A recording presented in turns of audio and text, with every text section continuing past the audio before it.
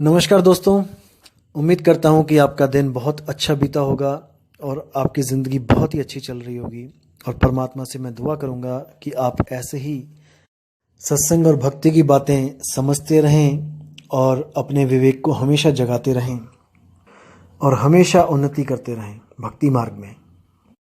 तो दोस्तों, मैंने कल एक ऑडियो बनाई थी कबीर साहब के नूरी तत्व के ऊपर, जो आप लोग ने काफ़ी देखी और उम्मीद करूंगा कि आपको पूरी बात समझ भी आ गई होगी कि कैसे हमें भ्रमित किया जा रहा है, हमें कैसे संतों से दूर किया जा रहा है, हमें कैसे कबीर साहब से दूर किया जा रहा है अपना अज्ञान सुना सुना के। क्योंकि दोस्तों, एक समय ऐसा भी होता है जब हम कोई भी झूठी बात को बार बार सुनते हैं तो हमें वो झूठी बात भी सच्ची लगने लग जाती है। हमें इन झूठी बातों से बच के रहना है दोस्तों। अगर हम इनको सुनते भी हैं तो हमने विवेक और विचार को कभी नहीं छोड़ना है। हमेशा विवेक की तलवार से अज्ञान को काट दो, तब तो आप हमेशा सुरक्षित रहोगे। नहीं तो दोस्तों, कोई ना कोई आपको लूट लेगा दोस्तों आपको। इसलिए हमेशा बच के रहो, हमेशा अपने विवेक को जगाए रखो। तो दोस्तों, आज बात करेंगे सतगुरु कबीर साहब की देह के बारे में कि क्या है उनकी देह। क्योंकि आपको पता है कि संतों ने भी प्रूफ किया है कि वो कभी जन्म मरण में नहीं आते, यानी कि वो कभी माँ के गर्भ में नहीं आते, वो जन्म नहीं लेते और वो अपनी लाश को छोड़ के भी नहीं जाते। तो इसके ऊपर आज हमने कॉन्सेप्ट क्लियर करना है कि कबीर साहब आखिर किस देह से बने हैं, किस तत्व से बने हैं, उनकी देह कैसी है। दोस्तों, सबको आपको बताना चाहूंगा सबसे पहले कि दो चीजें होती हैं, एक होता है देह और एक होता है विदेह, जिसे हम कहते हैं विदेह। दोस्तों, ये एक दूसरे के विपरीत अर्थक होते हैं। जैसे ऊंचाई का उल्टा गहराई, ज्ञान का उल्टा अज्ञान, अंधेरे का उल्टा प्रकाश, ऐसे ही देह का उल्टा विदेह। हमने इस विदेह को आज समझना है दोस्तों कि विदेह होता क्या है। जैसे आपने सुना है, शब्द भी सुने हैं कई, शब्द शब्द सब कोई कहे, वह तो शब्द विदेह, जीवा पे आवे नहीं, निरख परख कर ले। अब ये विदेह क्या चीज है दोस्तों? ये देह से बिल्कुल अलग होता है, देह के बिल्कुल अलग होता है। ये किसी भी तत्व से नहीं बना होता है। इसी को नितत्व कहते हैं, विदेह स्वरूप को। दोस्तों, हम लोग भी विदेह थे, लेकिन हम लोग ने एक भूल करी, अपने विदेह स्वरूप को हम भुलाकर इस देह स्वरूप को धारण करके बैठ गए हैं। बस इतनी सी बात है। अगर ये बात आपके दिमाग में चली गई तो दोस्तों आपके सारे कंसेप्ट क्लियर हो जाएंगे। विदेह स्वरूप प्राप्त करना ही हमारे जीवन का उद्देश्य है। अगर हम विदेह स्वरूप जीते जी प्राप्त नहीं कर पाए तो हमें किसी ना किसी देह में जाना ही पड़ेगा। चाहे वो 84 लाख जूनियां हो, चाहे वो सूक्ष्म देह हो, चाहे वो कारण देह हो, चाहे वो महाकारण केवल हंस देह हो, हमें किसी ना किसी देह को धारण करना ही पड़ेगा। इसलिए कबीर साहब कहते हैं कि जो रास्ता मैं तुम्हें बताता हूं वो रास्ता ऐसा है जिससे तुम बिना किसी देह में गए सीधे डायरेक्ट विदेह स्वरूप को प्राप्त कर लोगे। दोस्तों, ध्यान देना है मैं क्या कहना चाहता हूं। जैसे 10वीं तक जाने के लिए आपको पहली के बाद दूसरी, दूसरी के बाद तीसरी, चौथी, पांचवी, छठी, सातवीं, ऐसे करके आपको क्लासें पार करनी पड़ती हैं। एक क्लास का आधार, अगली क्लास का आधार पिछली क्लास होती है। जब पिछली पार होगी तभी आप आगे जा सकते हो, अन्यथा आप उसी क्लास में हर साल आपको घूम के आना पड़ेगा। इसी प्रकार दोस्तों, जो शरीर होते हैं, शरीरों में भी जाने का आधार एक शरीर को त्याग के दूसरे शरीर में जाना होता है, तभी आप एक के बाद एक शरीर को प्राप्त कर सकते हो, सूक्ष्म से सूक्ष्म शरीरों को प्राप्त कर सकते हो। जैसे सबसे जो स्थूल शरीर है, ये सबसे बड़ा शरीर है जो आप देख सकते हो अपनी आंखों से।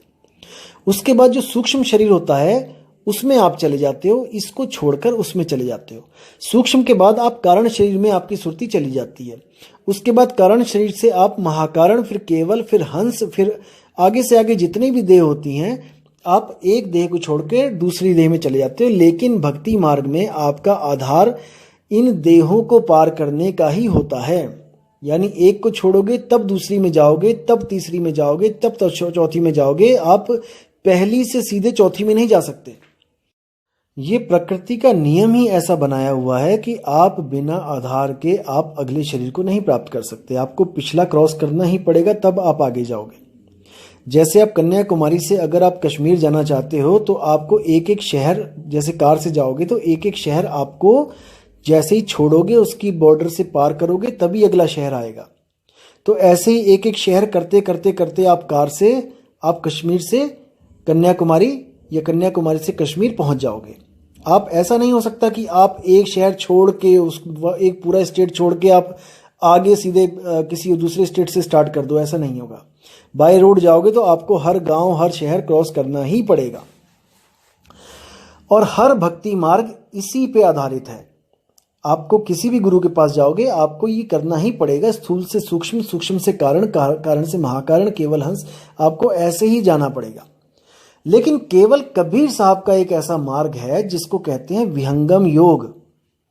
कबीर साहब अपनी वाणियों में भी बताते हैं कि शब्द विहंगम चाल हमारी, कहे कबीर सतगुर दई तारी, खुले कपाट शब्द झनकारी, पिंडी अंड के पार सो देश हमारा है, कर नैनो दीदार महल में प्यारा है। ये चेतावनी वाणी है दोस्तों। ये चेतावनी दे रहे हैं कि तुम इन शरीरों से गुजर के मत जाना, नहीं तो आगे सतलोक, अलखलोक, अगामी लोक, अकैलोक, इसमें फंस जाओगे आप। क्यों? क्योंकि आदि माया कीनी चतुराई, झूठी बाजी पिंड दिखाई, अवगति रचना रची अंडमाही, ताका प्रतिबिंब डाला है। ये जो माया है इसने प्रतिबिंब यानी कि परछाई, एक तरह से जैसे शीशे में हमें अपना प्रतिबिंब दिखाई देता है, शीशे के अंदर होता कोई नहीं है, आप ही को आप ही का प्रकाश दिखाई दे रहा है, आपको अपनी ही शक्ल दिखाई दे रही है। इस तरह माया ने भी एक प्रतिबिंब लगा रखा है वहां पर, जिसके पास आप जितना आगे से आगे जाते रहते हो प्रकाश उतना ही बढ़ता रहता है। जैसे दोस्तों आप अंधेरे में जा रहे हो और बहुत दूर आपको एक प्रकाश का बल्ब दिखाई दिया 100 वाट का, आपको दिख रहा है बल्ब, लेकिन आप तक उसकी रोशनी नहीं पहुंच रही है। लेकिन आप धीरे धीरे धीरे उसके पास जाने लगोगे तो धीरे धीरे उस बल्ब का प्रकाश बढ़ने लगेगा, और जैसे ही उस बल्ब के 1 फुट दूर तक जाओगे वहां पर अनंत प्रकाश होगा। यानी अंधेरे के मुकाबले में इतना प्रकाश होगा कि आपकी आंखें भी नहीं खुलेंगी, क्योंकि आप अंधेरे से एकदम रोशनी में आए हो। तो दोस्तों इसी प्रकार से माया ने एक ऐसा जाल बुन रखा है कि वहां से कोई बच के नहीं निकल सकता। इसलिए कबीर साहब ने वहां पे अपनी चाल ही बदल दी है।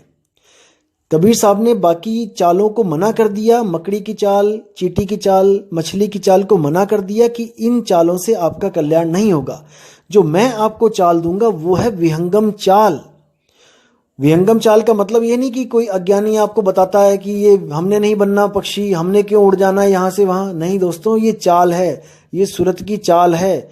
अगर इस शरीर को त्यागना चाहते हो सही तरीके से कि दोबारा इन शरीरों में वापस ना आना पड़े, तो दोस्तों आपको विहंगम चाल के अलावा और कोई चाल नहीं बचा सकती। इसको ध्यान से दिमाग में इसको समझ के डाल लो अच्छी तरह, निकले ना ये गलती से भी। विहंगम चाल के अलावा आप नहीं बच सकते। जैसे इस पूरी धरती पर आग लग जाए, ये नष्ट हो जाए, तो दोस्तों केवल और केवल वही बच पाएगा जो आसमान में उड़ सकता है। नहीं तो हाथी से लेके वेल मच्छी तक, चींटी से लेके इंसान तक कोई नहीं बचेगा। केवल वही बच सकता है जो पक्षी की तरह उड़ना जानता है, क्योंकि पक्षी का आकाश घर है, पक्षी आकाश में भी रह सकता है। इसी प्रकार जो सूरत का असली घर है उसको हम शब्द बोलते हैं। अपने घर को छोड़कर वो इस 3 लोक के घर में जब आई, इसके बाद वो वापस नहीं जा पाई।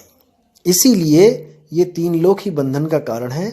शब्द से सूरत का अलग होना ही बंधन का कारण है। जब सूरत वापस अपने शब्द में लग जाएगी, उसके बाद वहां से उसको कोई नहीं हटा सकता। अब कुछ लोगों के मन में संशय आएगा कि अगर वो वहां जा रही है, सूरत शब्द को में समा रही है या वहां पर अगर जुड़ रही है, तो वो कल को उससे अलग भी हो सकती है। ये भी आपके दिमाग में सवाल आएगा। दोस्तों ऐसा नहीं है। ये जो सूरत है ये बहुत सयानी है। कैसे? जैसे आपको कभी किसी कूलर या फ्रिज से करंट लग जाए और बहुत भयानक करंट लगे और आप उछल के गिर के उधर दूसरी साइड पड़ो, तो दोस्तों याद रखना अगली बार आप बच बच के निकलोगे वहां से। ये गुण है सूरत का। अगर सूरत को पता लग जाए कि मैं यहां फंसी हुई थी और इतने जन्मों से मैं फंसी हुई हूं, दोस्तों गलती से भी दोबारा इधर को मुंह नहीं करेगी। दूध का जला छाछ भी फूक फूक के पीता है, इसको ध्यान रखना दोस्तों। एक बार अगर इसको रास्ता मिल जाए ना निकलने का, ये गलती से भी दोबारा इस तरफ मुंह नहीं करेगी। इसीलिए साहिब कहते हैं कि हंसा तू तो सबल था, हल्की तेरी चाल, रंग कुरंगी पड़ गया ताते हुआ बुरा हाल।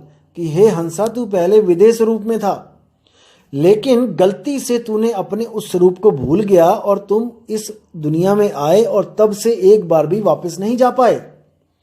अगर तुम वहां पे अपने विदेश रूप को दोबारा प्राप्त कर लो तो तुम्हें इस देह की कोई जरूरत नहीं पड़ेगी। यह है सतगुरु कबीर साहब के विदेश रूप का ज्ञान। और सतगुरु कबीर साहब स्वयं विदेश रूप हैं, वो किसी तत्व से नहीं बने होते हैं।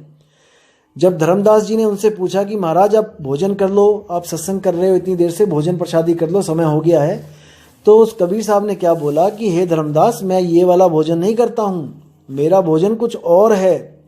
तब वो कहते कि भाई ऐसा कैसा शरीर है आपका, ब्रह्मा विष्णु महेश तक भोजन करते हैं, सब करते हैं, आप क्यों भोजन नहीं करते हो? तब उन्होंने कहा कि मेरी जो आपको देह दिखाई दे रही है वो केवल प्रकाश की देह है, नूरी प्रकाश की। नूरी को नूर कहते हैं, प्रकाश कहते हैं, प्रकाश की देह है। जैसे आप देखोगे कि बारिश की बूंदें जब हो रही होती हैं या फिर हो चुकी होती हैं तो एक इंद्रधनुष निकल आता है। वो इंद्रधनुष देखने में लगेगा आपको कि 7 रंग की देह है कोई, लेकिन दोस्तों वो होता क्या है, एक ही प्रकाश की किरण जब बारिश की बूंद के अंदर से निकलती है तो आप देखेंगे तो वो 7 रंग में बदल जाती है। एक ही प्रकाश की जो धारा है, किरण है, वही 7 रूप में 7 कलर्स में फैल जाती है और इंद्रधनुष का निर्माण करती है। तो वहां पर धनुष है नहीं। अगर आप हेलीकॉप्टर लेके जाओगे वहां पे इंद्रधनुष को ढूंढने तो आपको वो मिलेगा नहीं।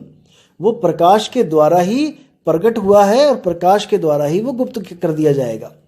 इसी तरह धर्मदास जी को उन्होंने बोला कि मेरी ये देह नहीं है, ये प्रकाश की देह है, नूरी देह है, लेकिन केवल तुम्हें दिख रही है, ये है नहीं असल में। तब उन्होंने कहा कि फिर आप क्या हो, आपका अस्तित्व क्या है? तो उन्होंने कहा मैं विदेही हूं। तब धर्मदास जी ने पूछा था कि दिसे देही कहो विदेही, ऐसे कैसे हो सकता है? तब वहां पर कबीर साहब ने अपना भेद बताया था कि मैं विदेही हूं और ये प्रकाश की देह केवल दिखने में आ रही है। इसीलिए 52 कसनियों से कबीर साहब बचे। 52 बार मारा गया उनको, लेकिन वो बचे। तो दोस्तों इसको अच्छी तरह दिमाग में समझ लो, डाल लो इसको, कि वो किसी नूरी देह के नहीं थे कि जो इतने लाखों करोड़ों साल के बाद खत्म हो जाएगा और यहाँ पर 120 साल में ही बूढ़े हो गए। वो अगर 1-2 साल और रहते तो वो देह भी पड़ी होती, कहीं मर गई होती वो तो जब बच्चे से बूढ़े हो गए तो बूढ़े से मरने में कितना टाइम लगता है। तो दोस्तों इन भ्रम को अपने दिमाग से निकाल देना है और कबीर साहब को दोबारा से अपने मन में स्थान दीजिए। मैं एक एक वाणी क्लियर करूंगा साहिब की, वो क्या बोल रहे हैं, और अज्ञानियों से हमेशा दूरी बना के रखें और इन पाखंडी गुरुओं से हमेशा बच के रहें, जो आपकी जो श्रद्धा का गलत फ़ायदा उठाते हैं, आपको पत्थरों को पुजवा देते हैं, आपको गंगा नदी में डुबकियां लगवा देते हैं। दोस्तों मैं अभी हरिद्वार गया हुआ था, वहाँ पर एक औरत आई हुई थी और अपने गुरुजी के साथ आई हुई थी। 5 औरतें एक साथ नहाने लगी। दोस्तों इतना तेज फ्लड आया वहाँ पे, जो नदी चल रही थी, एक उसी वक्त पैर फिसला और निकल गई और उसको कोई बचा भी नहीं पाया, इतनी भारी थी कि उसको पता ही नहीं लगा कि गई कहाँ। तो दोस्तों ऐसा नहीं करना है। ये जो गंगा है, जो असल में गंगा बोला गया है, ये हमारी देह के अंदर ही है, ये बाहर की गंगा नहीं है दोस्तों। और जैसे बताया गया है कि इतने बड़े बड़े ग्रंथ लिखे गए हैं, महाभारत लिखी गई है, रामायण लिखी गई है, दोस्तों इनके बनाने का मकसद कुछ और था। ये लोगों के आचरण को ऊंचा करने के लिए बनाई गई थी। पुरुषोत्तम राम को जैसे एक आचरण वाला पुरुष बनाया गया था, पुरुषोत्तम बनाया गया था कि लोग उसके आचरण को अपनाएं। लेकिन हम लोग ने क्या किया, आचरण तो हमारा रावण वाला ही है, लेकिन हमने राम की पूजा करनी स्टार्ट कर दी। दोस्तों बस गलती यहीं पे करी है। ये जितने भी नाम हैं, ये इनका कोई मतलब होता है दोस्तों, ऐसे ही नहीं रखे गए हैं। जैसे शिव, शिव का जो नाम है, अब देखो शिव में ई की जो मात्रा है वो ईश्वर का संकेत करती है। अगर वो ई की मात्रा हटा दी जाए तो क्या रह जाता है दोस्तों? शव। शव क्या है? हमारा ये शरीर ही तो है। जब इसी शरीर में सुरत रूपी ईश्वर उतरता है तब वो शिव कहलाता है दोस्तों। अगर वो सुरत निकल जाए बाहर तो वो शव बन जाता है। इसी तरह दुर्गा, दुर्गा का क्या मतलब होता है? दुर्ग, दुर्ग यानी एक महल, एक किला। दुर्ग आ यानी कि किले में आ, बाहर मत भटक ए जीव, बाहर परमात्मा नहीं मिलेगा, बाहर तुझे देवी देवता भी नहीं मिलेंगे। अगर दुर्गा को भी प्राप्त करना है तो वो हमारे कंठ चक्र में विराजमान है। इस दुर्ग में आ यानी इस शरीर की तरफ आ, साधना कर। अब देखिए ब्रह्मा जो है वो क्या है? ब्रह्म आ। अगर आप ब्रह्म के करीब आते हो तब आप ब्रह्मा को प्राप्त कर सकते हो। ब्रह्म की तरफ आ, और ब्रह्म कहाँ है? हमारी देह में ही तो ब्रह्म है। अब कहते हैं शंकर। शंकर का क्या मतलब है? संकर, संग कर। संग यानी कि साथ, कर यानी कि करो, साथ करो। किसका? योग का। जब आप किसी का साथ करते हो तो आप एक से दो होते हो और उसको योग कहा जाता है। शंकर, योग कर। देखो आप शंकर जी भी योग कर रहे हैं। उसके बाद कहते हैं विष्णु। विष्णु का क्या मतलब है? जो पूरे विश्व में अणु अणु यानी हर एक अणु में जो व्याप्त है वही विष्णु है। कोई पत्थर की मूर्ति नहीं है, 4 हाथ वाली और गदाधारी की आप उसकी पूजा कर रहे हो। इसी तरह दोस्तों भगवान को क्या बोला गया है? भगवान 5 अक्षरों का मेल है, भ ग व आ और न। भा से भूमि, गा से गगन, वा से वायु, आ से अगन, ना से नीर। यही भगवान का असली रूप है। और जो भी इन 5 तत्वों से बना है वो भगवान ही है, वो भगवान ही है दोस्तों। आप भी भगवान ही हो। आप भी इस सृष्टि को चलाने में उतने ही मददगार हो जितना लोग कहते हैं कि भगवान दुनिया चला रहा है। अगर आप बच्चे पैदा करना बंद कर दो दोस्तों, ये दुनिया खत्म हो जाएगी। आप अपना अपना रोल निभा रहे हो। इंसान रूप में आप ही निरंजन हो और औरत के रूप में आप ही दुर्गा हो, आप ही महामाया हो। अब दोस्तों जो रामायण में जितने भी पात्र हैं उनका भी नाम इसी तरह बहुत बड़े अर्थ लेके बैठा है। जैसे जो राम है वो क्या है? रमता राम। जो इस शरीरों में रम रहा है वही राम है। जब वो राम आता है आपके पास तो सीता भी आती है। सीता का क्या मतलब है? शीत। शीत यानी ठंड, यानी ठंडक। जब वो राम आता है तो आपका कलेजा ठंडा हो जाता है, आपको संतुष्टि आती है। और जो लक्ष्मण है वो क्या है? लक्ष्मण। अपने मन पर लक्ष्य रखो। जब आप देखोगे लक्ष्मण हमेशा तीर कमान लेके सोया तक नहीं, बस वो चक्कर काटता था, पहरा देता था। इसी तरह हमने भी अपने अपने मन पे पहरा लगाना है। लक्ष्मण, हमारा जो लक्ष्य होना चाहिए वो मन को रोकना होना चाहिए, मन को मारना होना चाहिए। जैसे हम निशानों पे लक्ष्य लगाते हैं। अब आगे क्या है? दशरथ, यानी कि 10 इंद्रियों के जो रथ पे सवार है वो ही दशरथ है, जो कि बार बार दुख में वियोग में मर रहा है राम के। यानी रमता राम जब तक आपको नहीं मिल रहा है, आपका जो जीव है वो बार बार जन्म और मरण में पड़ा हुआ है और इन 10 इंद्रियों के बस में है। अब क्या है? हनुमान। हनुमान का क्या मतलब है? हनुम यानी कि हनन करना, मान यानी अपने अहंकार का। हनुमान की तरह सेवक बनना है। हनुमान बहुत बड़े बजरंगी जिसको कहते हैं, बहुत ताकतवर थे, लेकिन राम के आगे ऐसे दीन होते थे कि उनसे बड़ा कोई सेवादार नहीं है, चरणों की धूल है। तो अपने अहंकार का हनन करना है हमने और गुरु के चरणों में हमने हनुमान की तरह अपने आप को पेश करना है, निछावर कर देना है। अब विभीषण मतलब क्या है? विभीषण का मतलब है वी से विवेक और भीषण यानी कि बहुत ज्यादा। दोस्तों राक्षसों के पास रहता हुआ भी वो इतना विवेकी था कि उसने राक्षसों का साथ नहीं दिया और अपने राक्षसों से अलग भगवान का साथ दिया। इतना विवेकी था, इसीलिए उसका नाम विभीषण था। अब दोस्तों रावण क्या था?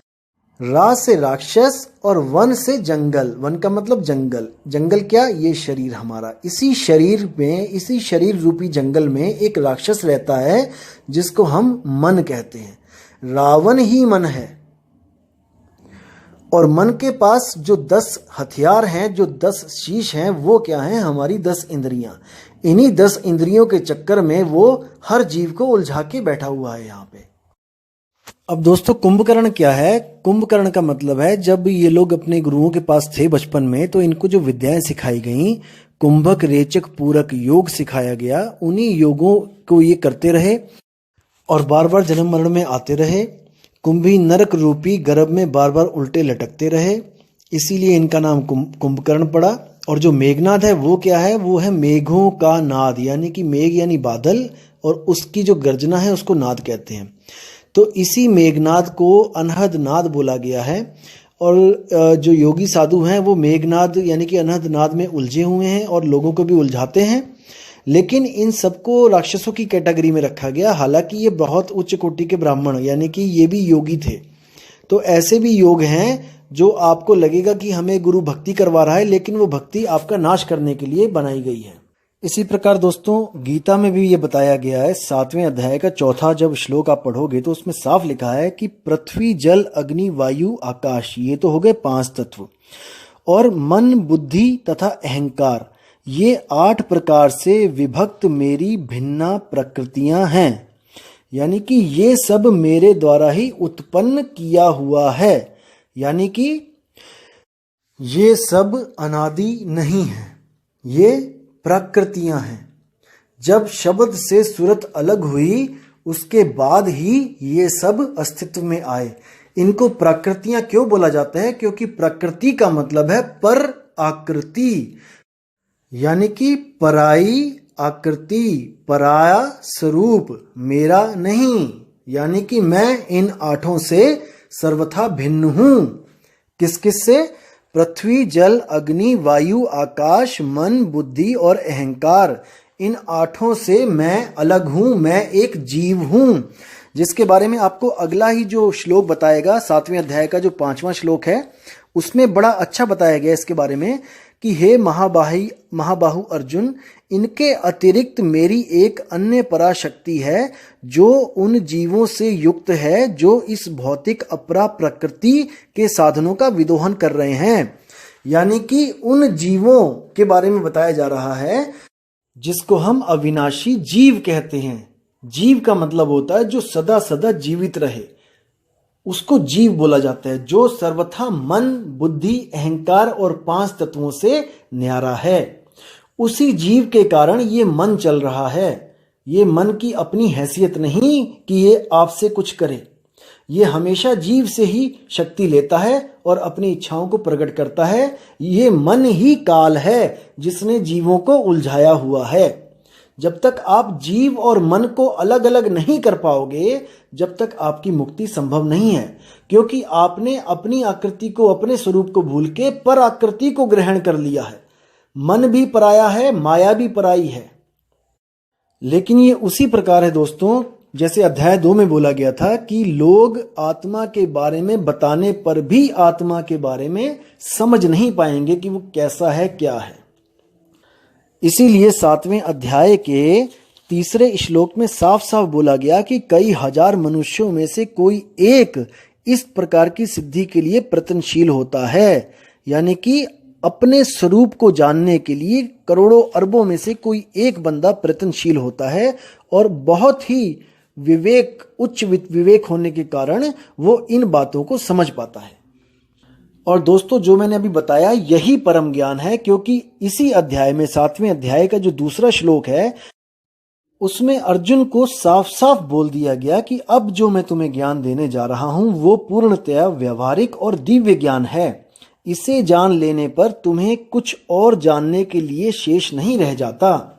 तो दोस्तों यही मैं बोलना चाहता हूं कि अगर आपने इन 8 प्रकृतियों से यानी पर आकृतियों से, पर स्वरूप से अपना पीछा छुड़वा लिया और अपने निज स्वरूप को प्राप्त कर लिया, इसके अलावा और इस दुनिया में कोई भी ज्ञान शेष नहीं रह जाता। जो कृष्ण ने बोला है वही सेम मैं बोलना चाहूंगा यहाँ पे, लेकिन कृष्ण जी ने वो दिव्य ज्ञान दिया नहीं। जो विधियां बताई हैं वो योग से रिलेटेड बताई हैं, इस शारीरिक योग के रिलेटेड बताई हैं, शरीर को कष्ट देने की विधियां बताई हैं। तो दोस्तों इसीलिए हमें एक परम गुरु की जरूरत पड़ती है। जैसे गीता में भी बोला गया है, हे अर्जुन तुम इस दिव्य ज्ञान को प्राप्त करने के लिए ऐसे गुरु के पास जाओ जिसने अपने स्वरूप को प्राप्त कर लिया हो, जो स्वरूप सिद्ध गुरु हो। अध्याय 4 और श्लोक 34वां इसी गुरु की तरफ इशारा करता है। दोस्तों आप गीता उठाइए और देखिए, उसमें साफ लिखा है।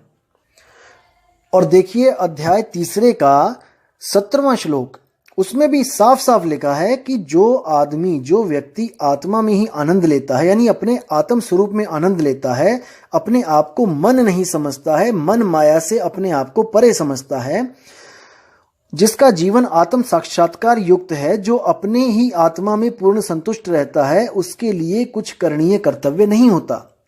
उसको कोई पूजा पाठ, उसको कोई नित्य नेम, उसको कोई यज्ञ या फिर कोई तीर्थ व्रत पूजा कुछ करने की जरूरत नहीं होती है।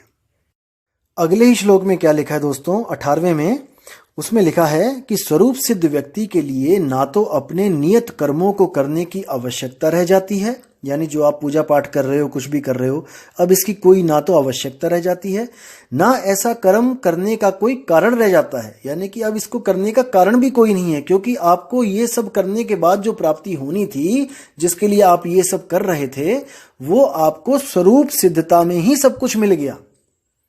हाथी के पांव में सबका पांव, यानी कि हाथी के पैर का इतना बड़ा साइज होता है कि उसमें सबके पांव समा जाते हैं। तो इसलिए आपको कुछ करने की जरूरत नहीं है। और उस स्वरूप को पाने के बाद क्या होगा, वो आगे क्या लिखा है, उसे किसी अन्य जीव पर निर्भर रहने की आवश्यकता भी नहीं रह जाती है, यानी कि उसे अब कोई नहीं चाहिए। जैसे मैंने बताया था कि गुरु से तैराकी सीख ली बच्चे ने, अब उस नदी में वो अकेला ही छलांगे मारेगा, अकेला ही नदी को पार कर लेगा। अब उसे किसी भी जीव की जरूरत नहीं है, ना उसे किसी भगवान की जरूरत है। अब वो स्वयं से ही स्वरूप सिद्ध हो चुका है और जहां से बिछुड़ा था वहां पे जाके वो मिल चुका है। अब उसे किसी की जरूरत नहीं है। तो दोस्तों अब सत्संग को यहीं विश्राम दूंगा और आपको बताना चाहूंगा कि परसों एक मेल आई थी मुझे और भाई ने बहुत ही सुंदर सवाल पूछा था कि आप कबीर कबीर करते हो, नानक नानक करते हो, अगर आप किसी अमेरिकन को या फिर किसी और कंट्री के बंदे को अगर आप समझाओगे तो वो तो कबीर और नानक को फॉलो ही नहीं करते हैं, तो आपका ज्ञान उनके लिए यूजलेस है, आपका कबीर और नानक उनके लिए यूजलेस है। तो मैं अगली ऑडियो बनाऊंगा उस स्पेशल भाई के लिए और इससे आप लोग के भी कई सवालों के जवाब आपको मिलेंगे कि हम अगर बाहर के किसी देश वालों को समझाएंगे तो हम कैसे समझाएंगे, हम कैसे उनको विश्वास दिलाएंगे कि आप जीसस को छोड़ के कबीर को अपना लो। कहने का मतलब यह है कि लोग तो यही सोचेंगे कि हम जीसस को छुड़वा के कबीर को अपनाने की बात करेंगे, लेकिन ऐसा बिल्कुल नहीं है दोस्तों।